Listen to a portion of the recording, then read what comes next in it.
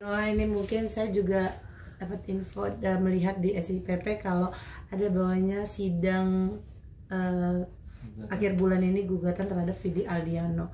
Ini mungkin abang gimana nih? Benar nggak bang? Benar apa enggak? Ya, jadi benar, memang tanggal 28 ini kita sudah menerima rilis pemberitahuan panggilan untuk sidang.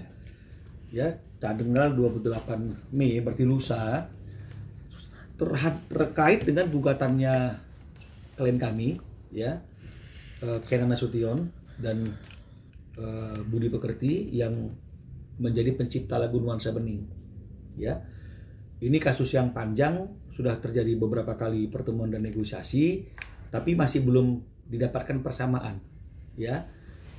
Sehingga itu yang membuat untuk adanya kepastian hukum, klien kami mengajukan gugatan dan gugatannya itu sudah diterima dan didaftarkan di Pengadilan Niaga Jakarta Pusat dan sidangnya betul sudah ada pengumumannya pemberitahuannya di tanggal 28 Mei ini, ya. Nah, ini terkait penggunaan lagu Nuansa Bening dalam beberapa konser, ya, dalam beberapa konsernya Vidi yang tidak meminta izin terlebih dahulu kepada penciptanya yaitu Kenan Nasution dan juga Budi Pekerti, ya. Jadi memang dalam beberapa kali pertemuan-pertemuan itu memang ada beberapa kali, ya, bahkan mungkin ratusan kali lagu itu digunakan dalam konser dan pertunjukan yang bersifat komersil yang memang tidak ada izin dari penciptanya, ya. Hanya saja mungkin dalam gugatan kami hanya menampilkan lebih kurang 33 penggunaan 31 pertunjukan secara komersil di mana dalam pertunjukan tersebut lagu Nuansa Bening itu dibawakan tapi tidak ada izin dari penciptanya, ya. Maka nanti sidangnya itu akan dilakukan pada tanggal 28 Mei ini.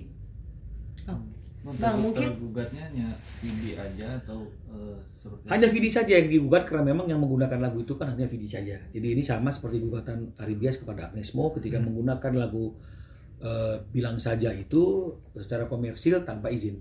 Jadi ini juga seperti itu, menggunakan lagu Nuansa Bening tanpa izin di dalam konser-konsernya yang bersifat komersil. Sebelumnya udah ada mediasi belum? Atau sudah pernah ada beberapa kali pertemuan, ada perjumpaan antara kami dengan kuasa hukumnya Vidi, hanya saja belum ada persamaan. Nah, persamaan apa ini? Kan begitu. Persamaan terhadap besarnya ganti rugi atau denda. Ya, kalau berkaitan dengan masalah telah terjadi pelanggaran itu, saya kira sudah sepakat dengan kuasa hukumnya juga sudah sepakat bahwa ada pelanggaran itu, karena kalau tidak ada mereka tidak sepakat bahwa udah ada pelanggaran itu kan nggak mungkin juga mereka menawarkan ganti rugi, ya. Hanya saja ganti rugi yang ditawarkan itu masih belum bersesuaian dengan apa yang diharapkan oleh klien kami, mengingat pengeksploitasian lagu itu, penggunaan lagu itu secara komersil sudah dilakukan sejak tahun 2018 hingga 2008 sampai terakhir kemarin 2020 sekian. Jadi 16 tahun lebih kurang, kan artinya ini juga harus diperhitungkan dengan baik yang benar. Jadi artinya itu ini sebenarnya tinggal masalah persamaan aja. Kalau masalah persamaan mengenai masalah besarnya ganti rugi, tapi kalau persamaan tentang ada pelanggaran, ini memang kalau dari pembicaraan kami terdahulu dengan tim kuasa hukumnya Vidi udah sepakat ada pelanggaran, makanya ditawarkan ganti rugi, ya. Cuma yang mereka tawarkan itu belum bersesuaian. Oh, artinya di sisi gugatannya ada nilai yang diminta gitu? Ada nilainya. Nanti mungkin pada waktu sidang biar tim saya yang akan sidang di Jakarta Pusat akan menjelaskan isi detail daripada gugatan tersebut. Karena nggak mungkin dong kita sampaikan hari ini sebelum sidangnya dimulai. Ya. Oke, berarti mungkin kalau boleh tahu berapa sih Bang kisaran? Nanti saja kan tergantung apa namanya itu dendanya berapa dan ada berapa pertunjukan yang dilakukan tanpa izin itu tadi. Jadi nanti detailnya mungkin bisa dilihat pada waktu sidang, tim saya akan memberikan informasi. Mungkin nanti pas sidang Vidinya akan hadir atau seperti apa? Dia dipanggil untuk hadir dalam persidangan. Tapi kan artinya itu bisa diwakili oleh tim kuasa hukumnya, bisa juga dia hadir sendiri. Penciptanya ada dua ya Bang berarti? Pencipta lagu Nuansa Bening itu ada dua, satu Kenan Nasution dan sekaligus dia juga yang membawakan lagu itu tahun 78, dan satu lagi adalah Budi Pekerti. ya yang menciptakan lagu tersebut. Jadi dua-duanya ini yang sekarang mengajukan gugatan kepada Vidi. Bang, ini makin banyak yang speak up Bang, soal hak cipta ini. Nah, sebagai abang pandangannya gimana Bang?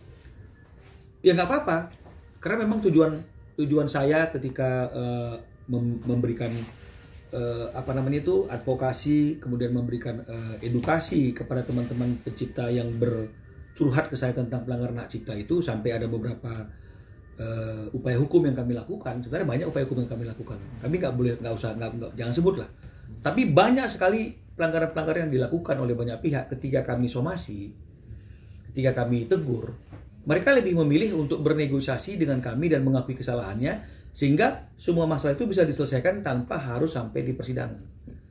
Nah, tapi ada juga orang yang seperti yang tadi saya katakan menganggap ini masalah kecil dan masalah biasa, seperti Agnesmo, maka sampai kepada gugatan.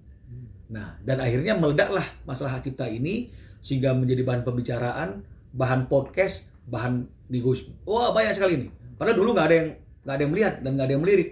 Ya, hanya saya yang meliriknya kan gitu kan, secara hukum praktisi saya meliriknya. Nah, tapi sekarang ini menjadi suatu hal yang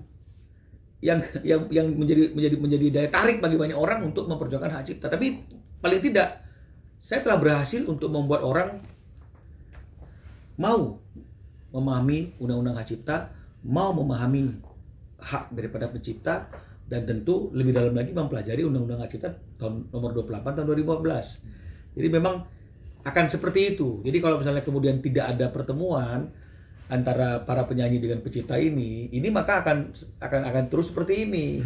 Nah, kemarin itu sudah ada sih niatan dari teman-teman komposer untuk mengundang teman-teman dari penyanyi. Tapi kan teman-teman penyanyi kan enggak mau nih ketemu, alergi.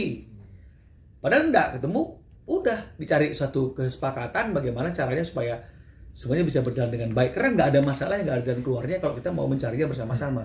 Tapi kalau kita merasa bahwa kita kebal hukum, kita merasa bahwa sebagai performer itu kita tidak bisa disentuh ketika membawakan ciptaan orang lain secara komersil, itu nggak boleh diapa-apain, kan begitu ya. Ini akan jadi seperti ini karena undang-undangnya tidak bilang demikian, gitu loh. Oke, terima kasih Bang.